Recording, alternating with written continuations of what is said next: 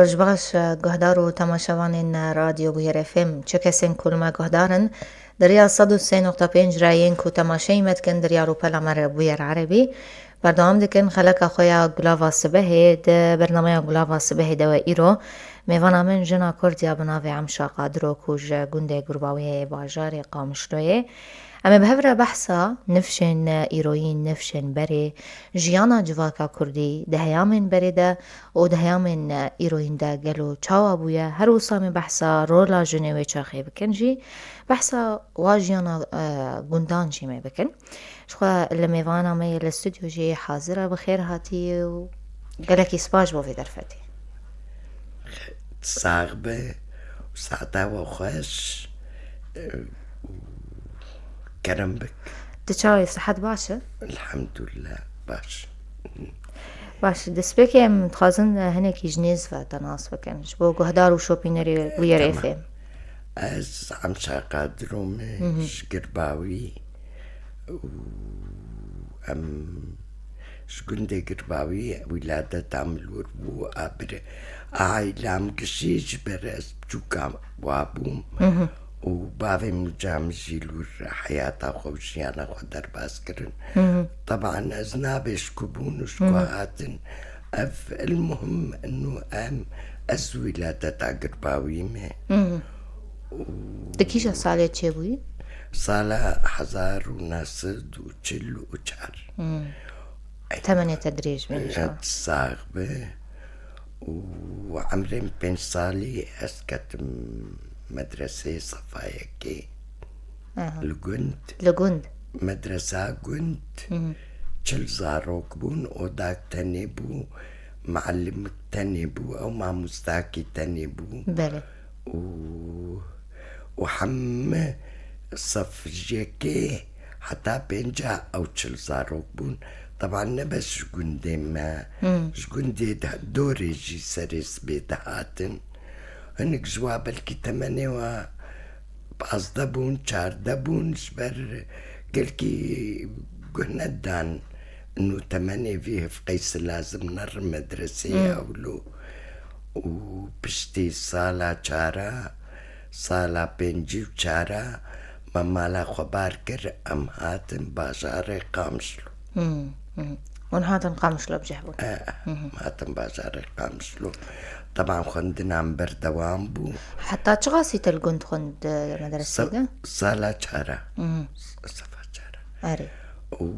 وام هاتن بازاري قامشلو والويدكي از انتسابون مش مدرسة وهلبت اسكتشك قنديبو فرقها بدنا قبع منو ايه باجير دي بله نسبتي حمتشتي بس محاولة كر جبر نرينا خلكي مثلا حتى ويشاغج نرين كنا خوش بول كردن وكرد متخلفن جلي وانا وكي خلكين محاولة كر ازبقه موكوا وسيدة ترجي وما قنج من الزاني بعربي جي محاولة كر از انسجام قلكي زوزو يعني صالك درباس نبو از مقدبي اسكتم وضع دو وازبوم وكواو بسيدة بونجي لانه نرينك انه افيا قندي وهاتي ومدرسة ولو بوي زمان بله ودور ما صفا بنجا خلاص كر كتشكي كرت كستنبو سرتفيكا بلكي دوك بس شعامودي شار بنش كتشكابون هاتن فحص امتحانا سرتفيكا القامش لو تقدم عندن وما بهفر قدم عنده مستنت ويشاغي عمري مسجل بوتشلو شاش في بواز مزن بكمش بو خاطري تيكب معدادي أدادي حكومتي تنبو القامش بله تنبو اسكت مصال كي مدرسة سريان دور صالة دور بابي ممو صربو قاس خوانا خوا تمام بكم حكومتي صفا شاشات شاكر أم بداية بون دي ساس كتشكا كردي وحيد مدرسة طبعا مسيحية بون زارو كموظفة بون أزا وحيد بوم وأم بيت جون شش أوداك بو مدرسة ما دورة منقلين بو دو دا شش وحفت أولو حتى جاء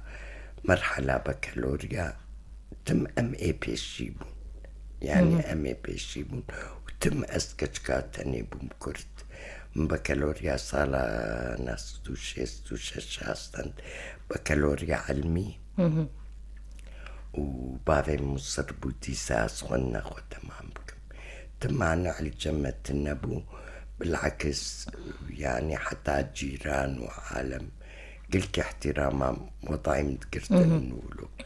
لي خونتنا جني وكتشي طيبت ويتشاخي طوان صالين بريدة بلشي كرد كتم زحمتي تنبون نا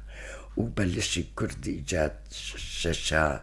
وحفت وقلك بون هرصفكي مثلا بشتيويم طبعا مناس تكر بينش كتشك ده كتشك كرت يعني هبون وإيك بكالوريا ستاندن قالك شوات شون دار معلمين وهنك جامعة خد تمام كرن وعادي بقلك الباكر دا انو كتشك بخوين طبعا نبش قلكي بس عادي بو نا او موانع ابدا تنبو عاجزية مربطة تشترشين نا ابدا بالعكس بابي مقلكي تخص كام كش بخوينين لانه بريمني مزن صالة تشلي صفا بنجابو وقتا فرنسا السوري بو حتى بابي مشان طعمو ديكو بلا بخوين يعني ام قلكي شالية قندني دي قلكي اهتماماتي اهلي متمان عبات نبون ابدا باشا تبكالوريا شيستو شاشاستان بشترت جامعة ببيجن تدرباسي تشبو علامتي من حدا متبع علامتي من قلكي قنجبون جي صدو بنجو حفتبو بس من حكومي دان رياضيات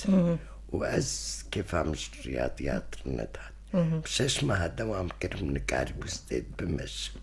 امكو قلناها بحكومة برابدنو وأز بساقتم يعني ولو دجا حزنت كر زحمت بخو محاولة كر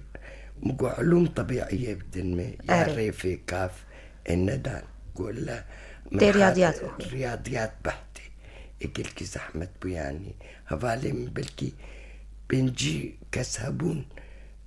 سيد رفعين شار رفعين يعني أزانم قلكي استمرارية زحمت بو تيتي فرق قلكي تنقبا بكالوريا وجامعات فرقها بيشكتني يعني برنامج ولو زحمت دفجي بردا بشترى تشو روسياي يعني لا اسم تزوج من روسيا تخوندنا خو تمام كر بشتي جيانا زواجي ما أسفاش ترت بيجم بله أسجم جامعة خوا وأسجم اتحاد سوفيتي بجروب سياحي كي جا صالة دبو؟ صالة حيشتي وحيشت ولو بريميكو وبابي ويعني زلامي مشي يقولوا بمي أو شي خرج اتحاد سوفيتي بو وبريمشي قالوا تدخل وخلنا ناخد تمام بالكسكار بين دكتوراه دراسات عليا جيكم مقدمة نجارة والجامعة صداقة زان كردي ما تشلوني أو ما نعجب معي إنه تشلوتيك مهك تاتي موسكو وتكار مقابلة باللغة الروسية جيك قلت مقبول تيجي بخويني مقعدة بروسي جبر وشاغي قلكي لغة روسي نقلكي تشيكبو قلت بأدب روسي من حيبت انت مقود جي بس قالك كرت كتني دي قواب نزاتشي وقف المهم إيش ما بقى مشاكلاتنا أزرفت كرم وأزنكارم بدورم ميفان جديد مسؤول كما الظن ده حزب شوعي مسؤول تبي مظنبو بله شمر قوت الفرشت كم قول ساعت مطبابي قو بكالوريا ترهيم قوري قو تشلو كتشكك جزيري بكالوريا بيري فقر بيخوندن هر باكا غد كربلا جامعة قدي ويتقبول بكن وأسقبول كرم وأثبت حسن إنه أو إحساسي كردبو طبعا إحساسي بكردا قلك يعني بلكي قزنا كردبا ما ولوش مرنتكر وحتى مرقو قو 15% دريا كير قبول بويه بدريا اتحاد طلب الأكرادر نبي إنه مش صار محضر للشاهد والتاريخ يعني أذكارم انكار بكم انه تفيق اممي بو بس حسا كرديتي الباقي الكي قويني اري ولوخ يعني قور تعاملها بمركر وشاش ما ازمام وعملي طبعا بريد شاكر بو اشغلي حشت مع شاش ما كورس وتسيما هجيكي وقتها عمليا غدي شاكر تشهد الورستان تشتك؟ نعم مش من لغات خوانت أسهاتم فر علاقتنا قبافر والاتحاد السوفيتي كالكي بيسبو ما طبعا دفي فيزا خروج بدن بله فيزا ندان من كاربس تمام مفكر ليتنهاب زماني روسي زاني قالكي طلاقة تشتغل شبيرة من شوية تفيق بنجي صالز نشتغل يمه بس قلكي خوش كز روسي تشتغل أري والله ما شاء الله خلتها قرم بحثة جيانا جواكا كردي مجتمع كردي مجتمعي دهيامي بريدة جوابه دهيامي بريدة حياة اجتماعي بو بيتر مساعدة بيتر بهفرت كرن زلامو بيرك حمي عين يعني أزي تصور بكم كل خوز وك جمعياتي أبي هاكا زراعي إيرو روجا مالا فلان كسوي ويقول كشي مساعدة بكرا كايا كابك شانا بافر طبعا بيبرا حمتش بلاش كتشكو خورت وخورتا داقر تاوي كتشكاب شان دا إيرو بندرا مالا فلان كسي يعني بيت حسيات مجتمعك مترابط إنه إيرو مالا فلان كسوي شعيرا برقش مساعدة بافرت كرن يعني جالية انه كرديتي ولو وقتها تشوك بوم مسألة بو ضغطة آغال سر فلاحة حزب شوعي تغلغل كرد قند بيتر خلق ضد أغرابون انه تعدل متى ولو وقتها جا عبد الناصر هات شو أصلح زراعي تشيكر وعردي خلقي يعني إما لاكا دستي خداني سر وفلاحة حيرة كشوار تزان يعني تشيكرن بس طبعا غبن جيل سر كردها بو قالك شوا نلقن ديوا دانوا مناطق دانوا يعني مناطق عربة مناطق دورتر يعني ولو وطبعا قندي سر حدود تزان نحوجي بله هلبت برسلي كمان بله ناس كارم بيجم يعني نمشكلة يعني قندي سر حدود تمليكنا دان كرداتي دانوال دروش بو خط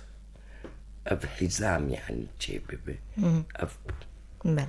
نهاش ويجيانا جواكا كردي بري قالوا چمايا حمود تشتاتية كهرتن دنريناتا ده بس اشترت كيتش بيجم بله فرق بداية تاوي كردها مثلا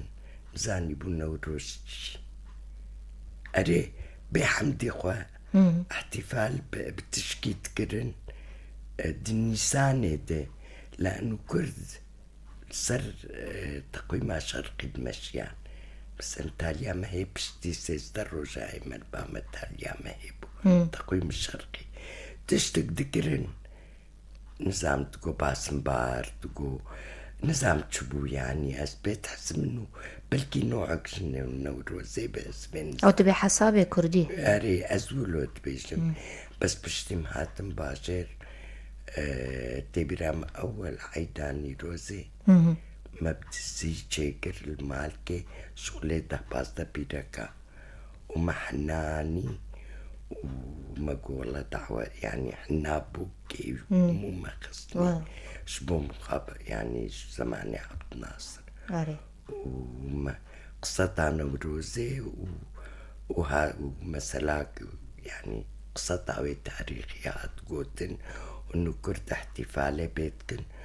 وهدي جاء انتشار بدنا في كرداد وبوعيد القومي أري قلوبه بلى أري يعني أول جار بيرك ولو أمت مال كده أو بدزي شكر بدزي وجراجي ما بينك طبعا وجار تجي بدزي وجار تجي يعني ما بيركو متكرم ما تكورن ولو المالا حتى يجابوا نظامي وبو شرعي وبو حمتشت نها اگر مبرس نها دروشا جواكا كردي چاواد بينه چه جهاتي گوهرتن چما يجوان عادات تقاليد نا بري عادات وتقاليد بري طبعا ده مقابلة عادات وتقاليد ما مختلف بون وحتى انها خلق متمسك بوعادات خوفي بس اما مع الاسف حتى بز ازياء ما تغيير كتير وكأنه بوي مودرن إنسان وقتاك زي خد في وك واقع به زيك بيكاتا تشلو بكاتي هوش كدريش بون نبس هوش كدريش من في سانديش طبعا كأنه فستاني سهراني موديلات ياتي واقعي خوي فلكلوري بوك بوي بكي يا مثلا تدبينا أوروبي وقتها فريقي وشعبي درت كفن وقت شلو بري إمنا موديلات عرضة زيادة كنمتي براستي يعني مثلا ودور نزانم بكجا منطقة كردستاني أزيام بلكي سيصد زي كردي هي الجور حر منطقة حر دفرق و جلن ويه تايبة أري حر دفرق جلن ويه تايبة هني وتكاري بيجي مثلا حتى المنطقة ما مثلا غربي قريدانا سري اختلاف تكجر راس العيني حتى مثلا دربيسي عمودي قامشلو حيركي شكل قريدانا سري حتى رنجي ويجي رنجي انك بنفسه جي الكتاب تقو اكيكياي نسانو يا كيكياي يا الوان مثلا خفتان وكراس فرق قالك بو اليا الشتا برتدن اليا غربيات بيتشن بله اري كوباني هفر درباستكن قالك هن التركي شاشكال يقولوا دريج اري قالك طبعا منطقة غرزة فستان تشبه ادرزيا كمة زيري سرينة يعني مختلف الأزياء كردي عاداتي دعوتها يعني قالك تشدو دريجة فرية بس قالك ما روح حفاظي هقرنا في الكلور به ما روح حفاظي لسربك خمناك تشورها دعوتك بتشكي بغير انتاد شكلك ووقتها تعرض أزياء تشيكد في واقعي ويتشلو بأوبة نمثل خوشكبون والله يعني إما في برايا من شخصي بالكاس غلط باشا بحثا رولا جنا كرد بكنها بري جواب ونها تشلو بي تشجي هاتي قهرت بيشكتنها هي بيتر بيشكتن هي بلكي أزمزان فتراكي يعني جني كرد مثلا صلا بنجي بنجاب شيستي وحتى نزيكي حشتي جنا كرد مثقف بو فعليا لأنه أفتشتي درنكت كتاب تخوندن تاريخها كرد وكردستان تخوندن حمتش تخندن مثلا مع احترام شتر طبعا وجوق شارع بله نهاكا سؤال كي بكم مثلا نزان انه تطور تاريخها كردي تشلو تشيبوي تقي شهداء مثلا في قسمش كردستاني في قسمش تقي شهداء دانيني چند حركات كردي تشيبوني بري ما كشتخوان تاريخها كردو كردستان از بيك نماك خورتو كتشك مثقف كنا تخواندن تبي مكتب فتشارتن حتى بري شر جيت كرن بري بيركي بري يعني جنن بري دقون داد تايبت كنت تحركات امس حاضر نبون بس بري وقت عشير برد كتن بيركا شرط قرب بسلام عليكم بسلوات سكنين خوزين هاي جاجبو نها چلو چی جوا ببیجن رولای بهتر چه بوی یان رولاي ظاهريا تشيبوي بس از نزانم از نكت منا مجتمعي نهدى تفشكي نيزي ماي كي ببه از نكت منا مجتمعي نهدى ازانم اف مجتمعات النسائي قل كي دفدابيجن عاداتي كرداي كيفن وقاد كنو بيرك مضطهد ونزات شلوبو بس از دنا رنا مد بيركا كرد شبيركي دولتي دور خوا بيتر بيشكتي تربوش قومياتي غيري خوا بيتر يعني اختلاط عادات تقاليد بيرك يعني رئيسة مزنا ماليبو ميفان بهتنا مير المال وخوارن دانيا وحمتش بكرة أبشكتن ماتشي طبعا أوروباجي ما أوروباجي ويشاغي يعني نبشكتن هنهابو أوروباجي بري بيرك قالك شربداتانين أوروباجي بري مهر دستاندن إيه قيزي خوا نا إجابة عكس قميرت كتشكي برد دان ميرك إما بالعكس أري يعني عكس أري يعني أوروباجي ند في درجة وكنهابو مجتمعات قش تطور كتير إيم شو برسي دقوتن يعني بري بلكي عاجزيج علي خونتني تشدبو دهات حيراندن مثلا جواكي بربون نها أو تش نمان يعني درفت نها بهتر أري درفتا خوندني ولو براستنا بهتربو بس نل درجة إنه والله وك ملت ندش شرقين كتشك بخواز بخوينه وبعدين حبستي بك يا ليخ يا عنف استعمال بكم تشكي ولو نبيس تبي قصنا مجتمعي كردي قشيد أزانم من نبيس إنه والله كي بعدين أو حبس كل جور قصة تقدر كمان إنه تشينا بتخندنا خو تمام كي أولو بلكي أو وقانع بك إنه تشينا إنه ظرفي ما به بس تبي رام يعني إيش فقيرتي جيانا كوتر درباس من بلكي أفجي سنة قريب نهاك أجيب بابن أن نهل انقذي وهرن جامعة أبصر إنسان بالذات من علاقة مجتمع بيتنا أصلا علاقة مجتمع بيتنا وأزنزان يعني اختلاط بري راس تنهاب قلك قلقت يا كردي ولودكن وأفد بس بري بيتر آهينك وإيشك وحماسك بيتر هبوش دوزا كردي بيتر عشان جوان روجن بري قرم ببرس ناظن كسايات شخصيات سياسي ثقافي روشن بير تكلية تبوار هبون طبعا تلكي جواديت مصنيك شاجة قرخوين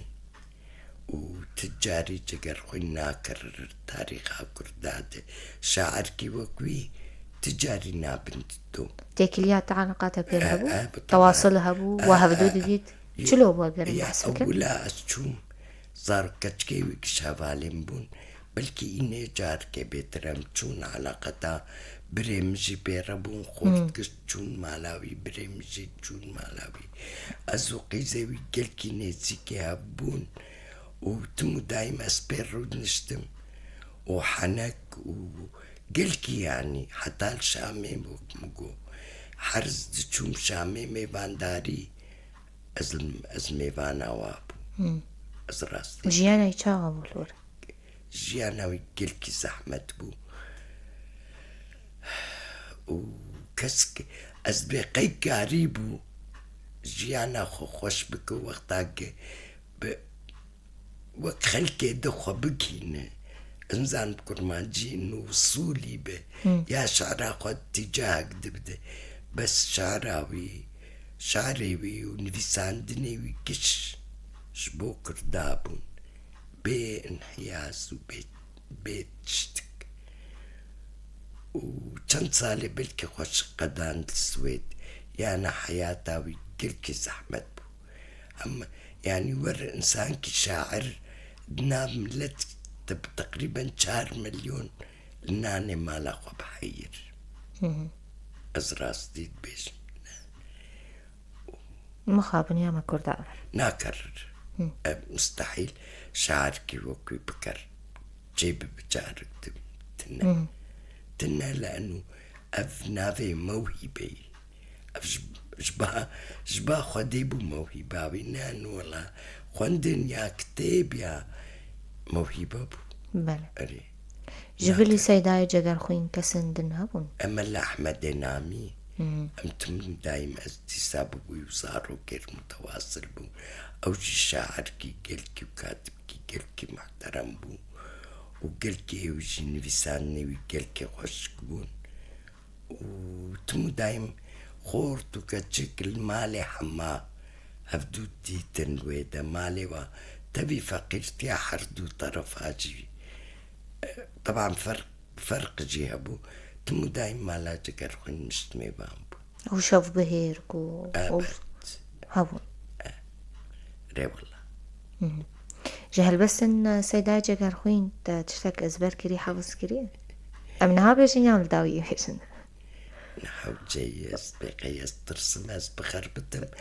هما برچاكي جي تشتك بيبي راتا جبرت تاكلياتا بردريجو جي سؤالي ديدن باشا امي درباسي امي بهلن داوي هل بس تاكيد تجمر ببيجن اگر بحثا واسردان بري يان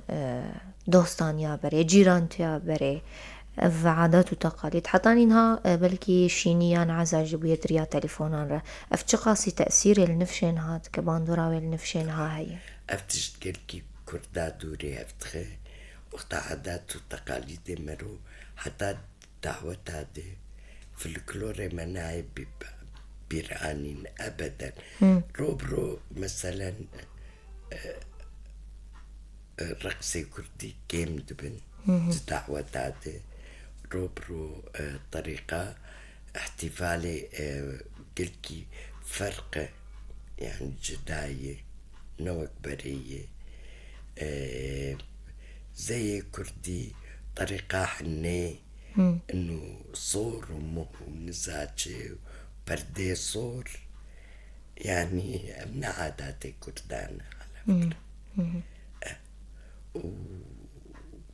وقتاك في الكلور مرو بشوه زحمتي لأنه في الكلور وشاعر وستران أو ثقافة ملتا تحددين أو بشكتنا ملتا تحددين وقتها تكفني أخوة تنه بكم يعني نظام إما في نظران بلكيتش كاس غلط نظام تمسك أبدا في الكلور حتى في ترابطة اجتماعية قرم بحث وكنت دي بري سردان هبون جوات هبون نها بلكي حموتش بويد ريا السوشيال ميديا يعني ريا انترنت حتى اني عزاوك يام ببيجن او جيران تيا بري دوستان يا بري نما هي حتى اهل دوري هفت كبير تشدفي دفي حتى مروم حافظي السرفي تشتي بك كوب مينة من السر انسان وإيمانا يقضياوي وقتا إيمانا تبقى ضيات النبي أصلا تنكار ترابطي بك تكاربتي تواصلي بك فرق قلكي مثلا أفده صالة لو ربما صالة أول مدي تشلو قشلة أفكوم دبون نهاك حركس كل بوي الحالة عاداتي أم كرد قلكي تأثير عاداتي خلقي الماهي أزراستي بيش يعني دعوتي باتنا ما زان إنه طريقة أمريكية طريقة ألمانية طريقة تركية كا كرد كردية الكما كطريقة كردية قد درباس كرنيدي قد بدايتي دي قد حنيدي هم تقليد معناته ما تشكيمة النبو وقتها مولوتكن كأنه مش خلكرت بتشكيمة النبو تبي أوروبي احترامه تقاليد إنسان تقرن تبين غريبة يعني تشكي غريب إنه بيت بسطن بس وقتها عين أزانم نفس حتى ولادات تقليدها أوروبيات تكن دعوتي خو تقليدها أوروبيات تكن جواك يتناتك جواك كردي تجبير كرن وصا طبعا جبير مع الأسف نجاز متخلف بالعكس يعني بلا مرو وقتها قالت دعوتها هنكا أوروبي بم يا دعوتها هنكا عرب بلا أزوكوابكم بلا أزبعلمم إنه الطريقة واي أجي وكوابكم بس وقتها قام به دفي أجي وكوابكم بله سبوم شبيرانا به عادات وتقاليد باشا ام بحثا فيتاميني تبكين يعني بعمري تنها تبرتوكات خوينة جيانا فيتاميني تشاوا در باس تبه بخودي نما برتوك هني شورت كفم صفحاتي ايه هفالي قوا تشتك هباز نقديتكم واز نفيسي نمشي مثلا تشتك در باس كردي عربي؟ عربي از بكردي بتشكي زان بقينم زماني ما اصلا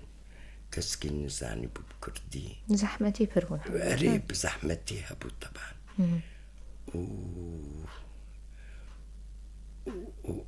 يعني قلت جي عزم ايه بس اجاكا يعني سير بكردان زان بكردي او تعبير جتنا او ثقافة يعني بكردي بنفسي نازن كارم بعبرين موكس بعربي لا نسو جي منه از مدرسة كله درابو بله كازي تشلو بكردي بنفسي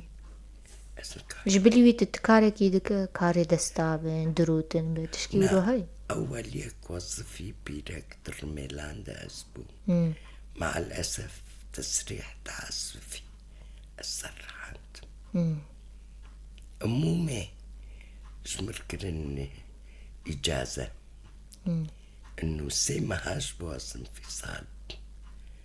المهم تسريح تعسفي السرحان جبرت جنة كردو سدا من سياسي هذا طبعا ما ناخذ انه كرد بوم باشا خوزي وخوستك انت يعني امنيات تهيفي انت حمو بيك هاتن لا تجي معي هين تقولوا خوني تهين هنت لا خونا معن خوني مكرد ببنيك وتجاري أسبي أملم أسبي أملم كببنيك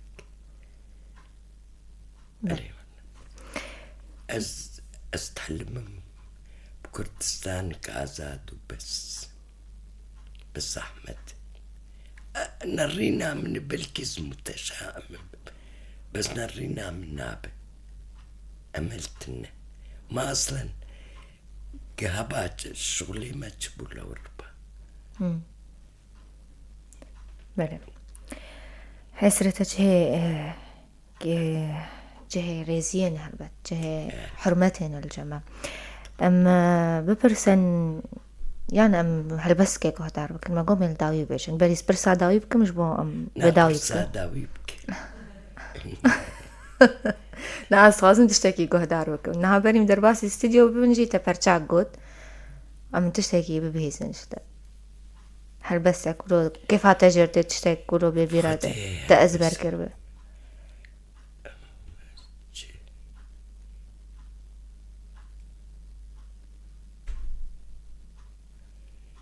آكيش واتد في يا سيداي جيجر خوين بانجر چندك عم يبيجن ها عم چندك عم يبيجن بنقلك عم يبيجن أنا از محاولاتكم باش برچاكي جي سيداي جيجر خوين كام قهد ألبك بيتشي يعني أبنى مناسبة أستخوازم يا قومي بيبي رامي بالنسبة كردا استكمناكم زنان بشياسة كرامي أفا سر عمل نقلكي خمناك أموي قهد ألبك كي جانبت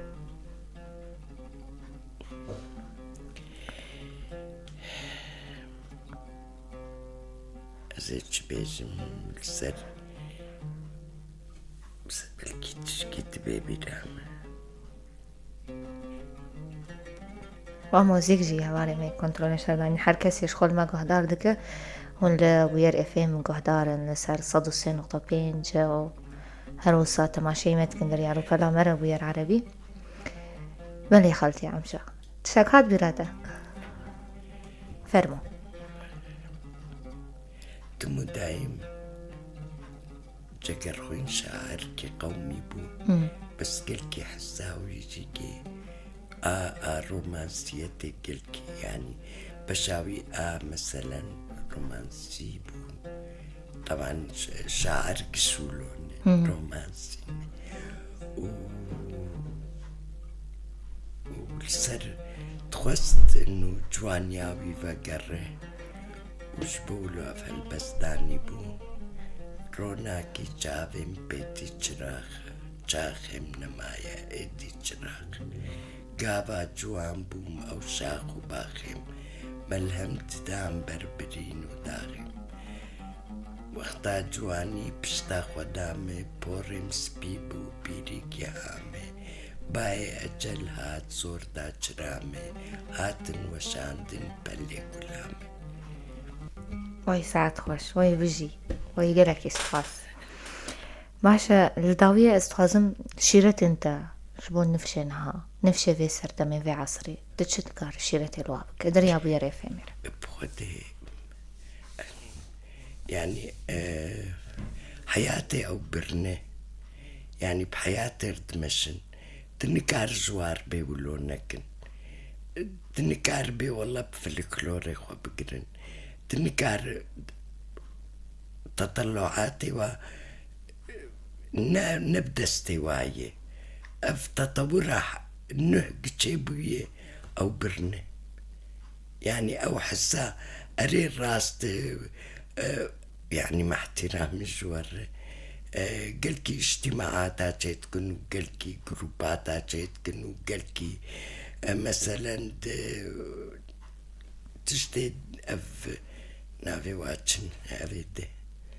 يعني قالك نشاطاتي وقالك بس تبي في تشتيت بيت حسي يعني مسألة حسا قومي وحسا حاجة كرنا ولات نبوي زخمة يعني تتبيشي والناس سوجي وايجي سوجي حياتي سوجي افتشتينو تركتني وبراستي ولوي ما نراست بله هلبت ولوي تشتكي الداوية ببيشة قوت نكتاي داوية هبه وقت ما زودر باس وراسية في سير بساعات لآخذن أنا خمناكي وسلابي من كرداك شاي كردي روجابا وأسبوع قلكي شام يعني سقلكي شاد بنبوع أسبيت حسمهين أمهن بله أمهن كي بيجي كنا بيجي أمهن وبس قالك سباس وايد صعبة قالك سباس ما توستان ده حتى بدري قالك سباس جنا كورد عم قادروكم ما بحثا أقر تشتكى من مونتاج بكم ايمل بان فرقناك باشا ام البرجي دقيه جنداويا خلق اخويا قلابا سبهي شخو بشي ميها بديتني الفيدري بداويد باشا ام بردوام دكن دورنش